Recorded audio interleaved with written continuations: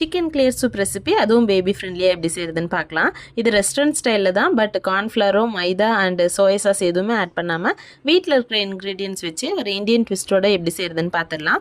இதுக்கு நான் ஒரு 3 பீஸ் போன்லெஸ் சிக்கன், 2 சின்ன துண்டு பட்டை, 2 கிராம்பு, 5 குருமிளகு, தேவையான அளவு தண்ணி ஊற்றிட்டு 5 சின்ன வெங்காயம், 1/2 தக்காளியும் நல்லா குட்டி குட்டியாக கட் பண்ணி ஆட் பண்ணிக்கலாம். கொஞ்சம் மஞ்சத்தூள், தேவையான அளவு உப்பு, கொஞ்சம் இஞ்சி பூண்டு பேஸ்ட் ஆட் பண்ணிவிட்டு 2 புதினா, கொஞ்சம் மல்லித்தலை எல்லாத்தையும் ஆட் பண்ணி நல்லா மிக்ஸ் பண்ணிவிட்டு குக் பண்ணி எடுத்துக்கலாம். ஒரு 4 to 5 விசில் வந்ததுக்கப்புறமா 5 நிமிஷம் சிம்மில் வச்சு அதுக்கப்புறமா ஆஃப் பண்ணிடுங்க. சிக்கனை மட்டும் தனியாக எடுத்துகிட்டு நல்லா ஷ்ரெட் பண்ணி எடுத்துக்கலாம். ஹோல் ஸ்பைசஸ்லாம் மட்டும் தனியாக எடுத்துகிட்டு நீங்கள் அப்படியே சர்வ் பண்ணலாம். இங்கே என்னோட குட்டிக்கு நான் சிக்கன் ஷ்ரெட் பண்ணதையும் தக்காளி வெங்காயம் எல்லாத்தையும் மிக்சியில் நல்லா ஒரு பேஸ்ட் மாதிரி ஆட் பண்ணிவிட்டு அதை நான் இன்னுமே நல்லா கொஞ்சம் தண்ணி ஊற்றி நான் பாயில் பண்ணிக்கிறேன்.